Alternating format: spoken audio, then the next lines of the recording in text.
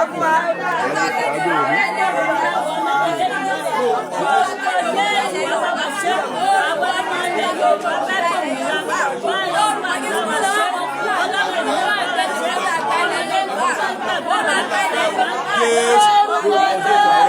the name of Jesus. Gbàdúrà Jésù Kristi Olúwa wa. Ohun tí a ń ṣe yìí gbogbo ṣọ́ọ̀ṣì náà ti máa ṣe léni wọ́n á dẹ̀ sẹ́ndì ẹ̀ tó yẹ gbogbo àwọn ayé ló máa rí bẹ́ẹ̀ ni àwọn tó fẹ́ ti orílẹ̀-èdè Yorùbá lẹ́yìn fún òmìnira. Olúwa ànáwó àtúwà méjèèjì ànáwó àtúwà sókè. Olúwa ó yá kéde òmìnira ilẹ̀ Yorùbá gbà kó lọ́wọ́ ìjọba mínísítì orílẹ̀-èdè yìí ó yá àdúrà.